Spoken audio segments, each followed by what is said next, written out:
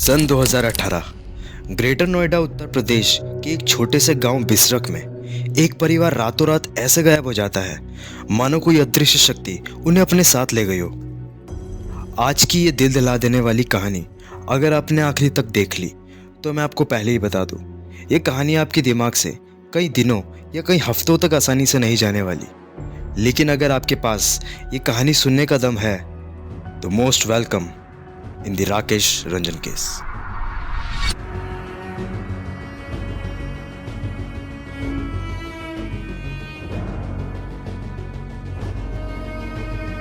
Now coming from Uttar Pradesh. 2011 Uttar Pradesh Aligarh में राकेश एक medical lab technician के तौर पर काम किया करता था। राकेश उस वक्त 28 साल का था। अब एक डिसेंट एज होने के कारण उसके घर वालों ने उसकी शादी करने का फैसला करा। 2012 में राकेश की शादी रितनेश से हो जाती है।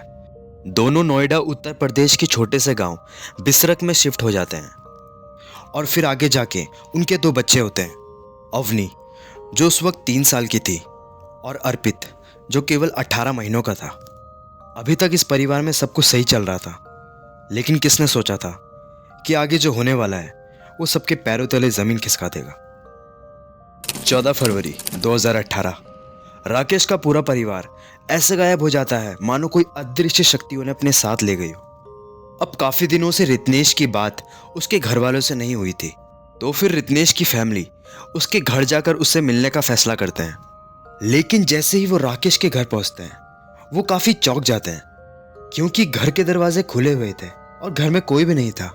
रितनेश का पिता ये सब देख काफी परेशान हो जाता है, तो फिर वो राकेश की फैमिली को कॉल लगाता है और ये सब सुन राकेश की फैमिली भी काफी चौंक जाती है और बिना समय जाया करते हुए वो भी वहां पहुंच जाते हैं। सब यही सोच रहे थे कि आखिरकार राकेश और उसका परिवार गया तो गया कहाँ। तो वो सब एक मिसिंग केस फाइल करवाने उत्तर प्रदेश पुलिस स्टेशन पहुंच जाते हैं। लेकिन जैसे ही वो वहां पहुंचते हैं तो उन्हें पता चलता है कि वहां तो पहले से ही किसी ने राकेश की फैमिली का मिसिंग केस फाइल करवा रखा था।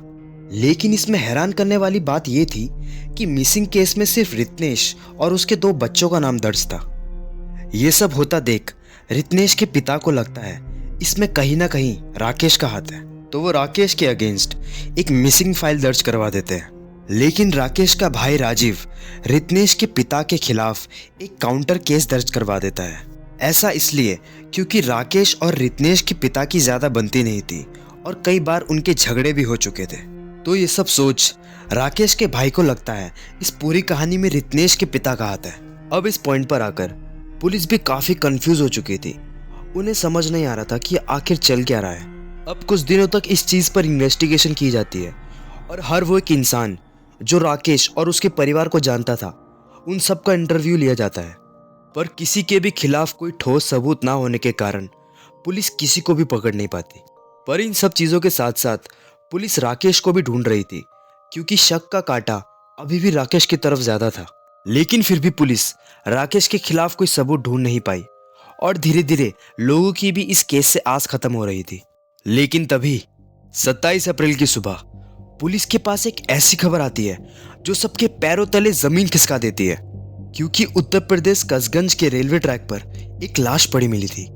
पुलिस ये सुन जल्द से जल्द घटना स्थल पर पहुंचती है और जैसे ही वो वहां पहुंचती है तो पता चलता है वो लाश राकेश की थी।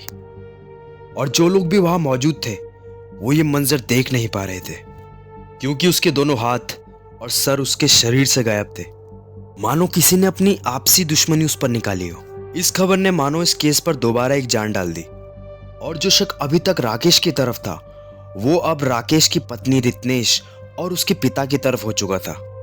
इस घटना को देख पुलिस इस केस के लिए दोबारा एक्टिव हो जाती है। रितनेश के पिता का फिर से एक इंटरव्यू लिया जाता है, लेकिन फिर भी पुलिस उनके खिलाफ कोई सबूत नहीं ढूंढ पा रही थी।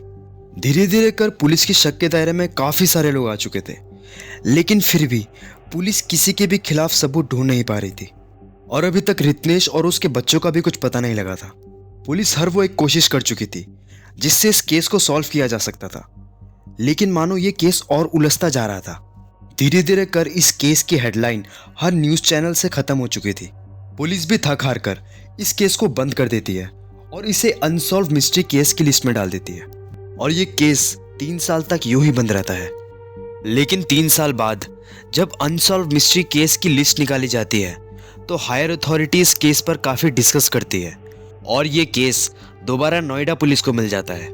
पुलिस एक बार फिर इस केस को सॉल्व करने की कोशिश करती है और इस केस से जुड़े सारे सबूतों को दोबारा इकट्ठा किया जाता है। लेकिन तभी नोएडा पुलिस डिपार्टमेंट को कुछ ऐसा पता चलता है जो सबके तोते उड़ा देता है। ऐसा लग रहा था मानो कोई भी ये सच सुनने के लिए तैयार नहीं था, क्योंकि पुलिस को इन्वेस्टिगेशन के दौरान पता चला कि जो लाश कसगंज जिले के रेलवे ट्रैक पर मिली थी वो लाश दरअसल राकेश की थी ही नहीं, वो लाश किसी और की थी और राकेश अभी भी जिंदा था। और आगे इन्वेस्टिगेशन करने पर पता चलता है कि ये पूरी कहानी राकेश का बनाया एक जाल था जिसमें पुलिस अभी तक फंसे चले आ रही थी।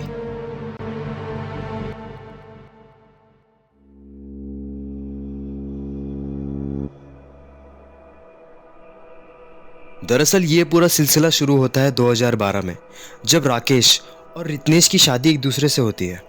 शुरुआत के कुछ साल उनके बीच में सब कुछ सही रहता है, लेकिन एक दिन जब राकेश अपने किसी काम के सिलसिले से आगरा पहुंचता है तो उसकी मुलाकात रूबी नाम की एक लड़की से होती है, जो कि उस वक्त आगरा पुलिस डिपार्टमेंट में एक कांस्टेबल के पोस्ट पर थी। अब धीरे धीरे करके राकेश और रूबी की बातचीत बढ़ने लगी। आए दिन राकेश का आगरा आना जाना रहा करता और बात अब इतनी बढ़ चुकी थी कि अब उन दोनों का अफेयर शुरू हो गया। समय के साथ साथ राकेश और रित्नेश के बीच में लड़ाइयाँ शुरू हो गई और पुलिस ने जब उनके बारे में उनके पड़ोसियों से पूछा तो उन्होंने भी यही कहा कि उनकी आए दिन रात रात भर तक लड़ाइयाँ हुआ करती थी। रित्नेश को राकेश का यूँ अचानक से बार बार आगरा जाना पसंद नहीं था, तो वो राकेश को कई बार इस बात पर टोक भी दिया करती थी, जिस कारण उनकी ज़्यादातर लड़ाइयाँ इसी बात पे हुआ करती। और जब ये बात रूबी को पता चलती है तो वो राकेश के साथ भागने का फैसला करती है और राकेश भी रूबी की इस बात पर मंजूर हो जाता है।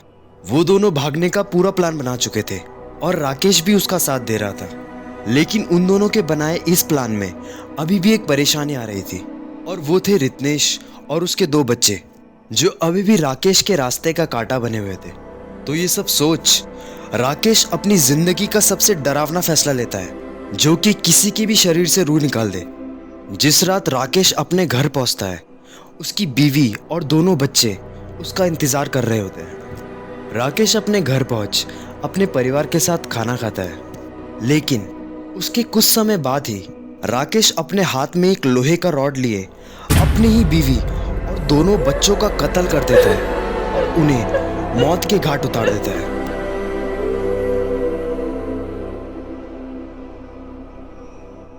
अब राकेश इस पूरे कारनामे से बचने के लिए एक प्लान बनाता है और अपने इस प्लान को अंजाम देने वो पहुंचता है नोएडा पुलिस स्टेशन और वहां पहुंच वो अपनी ही बीवी और बच्चों का मिसिंग केस फाइल करवा देता है, जिन्हें वो पहले ही अपने हाथों से मार चुका था। राकेश ये इसीलिए करता है ताकि पुलिस पूरे समय रित्नेश को ढूंढने में बिजी रहे और ऐसा लगे कि रित्नेश कहीं भाग गई है।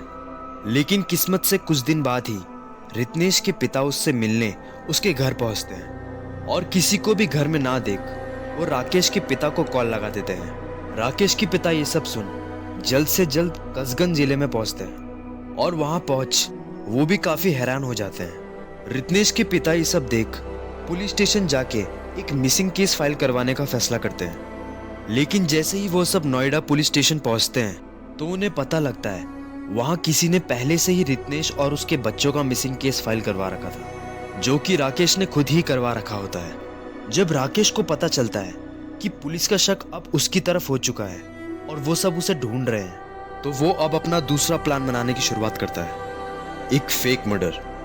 राकेश अब अपना दूसरा शिकार ढूंढ रहा था जिसे वो मार सके, ताकि पुलिस को लगे कि राकेश का मर्डर हो चुका है और सारा शक रित्नेश और उसके पिता की तरफ हो जाए। अब राकेश अपने इस दूसरे प्लान को अंजाम देने अपने दोस्त को चुनता है, जिसका नाम था राजेंद्र। राकेश और राजेंद्र काफी पुराने दोस्त थे और राजेंद्र की कद काठी हूबहू राकेश की तरह ही थी। 26 जनवरी 2018 राकेश ढोलना जिले में पहुंचता है, जहां राजेंद्र रहा करता था। वहाँ पहुँच वो उससे काफ़ी बात करता है और उन्हीं बातों के बीच वो राजेंद्र को एक ड्रिंक ऑफर करता है रात के लिए। राजेंद्र ये सुन उसे हाँ कर देता है। राकेश अपनी पूरी तैयारी पहले से ही कर चुका होता है। रात होते ही राकेश राजेंद्र को कहीं बाहर बैठकर पीने का सजेशन देता है। राजेंद्र उसे कई जगह बताता है, लेकिन राकेश उसे आखिरी में रेलवे ट्रैक के नज़दीक एक छोटे मैदान में ले जाता है और वहाँ बैठ वो दोनों पीना शुरू कर देते हैं। लेकिन राजेंद्र ये नहीं जानता था कि ये उसकी आखिरी रात है। थोड़ी देर बाद ही जब राजेंद्र नशे में धुत हो जाता है, उसी वक्त तुरंत ही राकेश अपनी जेब से एक तेज चाकू निकालता है और उसे राजेंद्र के शरीर में मारना शुरू कर देता है। और वहीं मौके पे ही राजेंद्र की मौत हो जाती है। और राकेश यही नहीं रुकता, अब वो राजेंद्र के शरीर को अपने कपड़े पहना देता है और धीरे धीरे कर वो उसके दोनों हाथ और सर उसके शरीर से काट अलग कर देता है ताकि किसी भी तरह से उसकी पहचान ना हो सके। इसे और सफाई से करने के लिए वो उन्हीं कपड़ों में अपनी आईडी कार्ड्स छोड़ देता है ताकि सबको यही लगे कि राजेंद्र का मरा शरीर राकेश है और उसका मर्डर हो चुका है। और आखिर वही हुआ जो राकेश चाहता था। अगले दिन पुलिस वहां पहुंचती है और उस शरीर का इन्वेस्टिगेशन कर राकेश को मरा घोषित कर देती है। दरअसल पुलिस डीएनए टेस्ट भी करवा सकती थी, लेकिन जब वो लाश की बुरी हालत देखती है और उससे मिले राकेश के सारे आईडी कार्ड्स मिलते हैं, तो वो डेड बॉडी को राकेश के परिवार को दिखाते हैं। तो वो शरीर को देख पक्के तौर पर कह देते हैं कि ये शरीर राकेश का ही है। राकेश का प्लान इतना सटीक था कि पुलिस भी मिसगाइड हो चुकी थी। अब वो हर जगह से सेफ था, लेकिन वो अभी भी नहीं रुका और अगले कुछ दिनों में ही वो अपने चेहरे की प्लास्टिक सर्जरी करवा देता है, जिससे अगर वो कभी पकड़ा भी जाए तो उसे पहचानना मुश्किल हो। पुलिस किसी भी तरह से ये केस सॉल्व नहीं कर पा रही थी और आगे चल ये केस भी ठंडा पड़ने लगा। धीरे धीरे कर हर न्यूज चैनल से ये केस हट चुका था और पुलिस भी इस केस को बंद कर अनसॉल्व मिस्ट्री केस की लिस्ट में डाल देती है। राकेश अब रूबी को ले पानीपत हरियाणा शिफ्ट हो जाता है, लेकिन रूबी अभी भी आगरा पुलिस स्टेशन में कांस्टेबल के पोस्ट पर काम कर रही थी। राकेश अब अपने नए आईडी कार्ड्स बनवा लेता है अपने नए नाम दिलीप शर्मा के साथ। जहां पूरी दुनिया की नजरों में राकेश मर चुका था, वहां वो एक नई जिंदगी की शुरुआत कर रहा था। राकेश को लग रहा था कि उसका प्लान पूरी तरह काम कर चुका है, लेकिन उसके 3 साल बाद जब अनसॉल्व मिस्ट्री केस की लिस्ट निकाली जाती है, तो उसमें राकेश के केस को दोबारा इन्वेस्टिगेट करा जाता है। हायर अथॉरिटी और नोएडा पुलिस इस केस के लिए दोबारा एक्टिव हो जाती है और जब इस बार राकेश की फेक मर्डर्ड बॉडी को एग्जामिन करने फॉरेंसिक डिपार्टमेंट भेजा जाता है, तो उसका डीएनए टेस्ट लिया जाता है। हैरानी से पुलिस को पता चलता है कि वो लाश राकेश की नहीं थी और वो अभी भी जिंदा था। पुलिस अब ये सब जान और इन्वेस्टिगेशन करती है और राकेश को पकड़ने के लिए तैयारी करने लगती है। आगे इन्वेस्टिगेशन पर पता चलता है कि राकेश रूबी से मिलने अक्सर आया करता है। राकेश को इन सब चीजों की खबर नहीं थी। 1 सितंबर 2021 जब राकेश और दिनों की तरह रूबी से मिलने का सोचता है, पुलिस पहले से ही राकेश का ताक लगाए उसका इंतजार कर रही होती है और जैसे ही वो वहां पहुंचता है, राकेश पुलिस के हाथों पकड़ा जाता है। इस व्यक्ति ने अपने अफेयर के चलते, रूबी के साथ इसका अफेयर था राकेश का, इसके चलते इसने अपनी पत्नी और 2 बच्चे, एक बच्चे की उम्र 1.5 साल उस टाइम पे और एक बच्चे की उम्र 3 साल 2018 में, इनकी हत्या इन्होंने इसने नोएडा में की थी। इन्वेस्टिगेशन के दौरान राकेश सब कुछ कबूल लेता है। आगे पता चलता है कि इस पूरी कहानी में राकेश के पिता और उसका भाई भी शामिल था, जो उसे हर खबर देते रहते थे। पुलिस इसके बाद राकेश के पुराने घर पहुंचती है, जहां उन्हें घर के बेसमेंट के जमीन के नीचे शरीर की हड्डियां और बच्चों के जूते बरामद होते हैं, जो कि उसी के बच्चे अवनी और अर्पित के होते हैं, जिन्हें वो अपने ही हाथों से जमीन में गाड़ सीमेंट की कंक्रीट डाल उन्हें दफना देता है। और रित्नेश और उसके बच्चे अपने हक के लिए कुछ कह नहीं पाते, क्योंकि मुर्दे कभी बात नहीं करते। साइनिंग।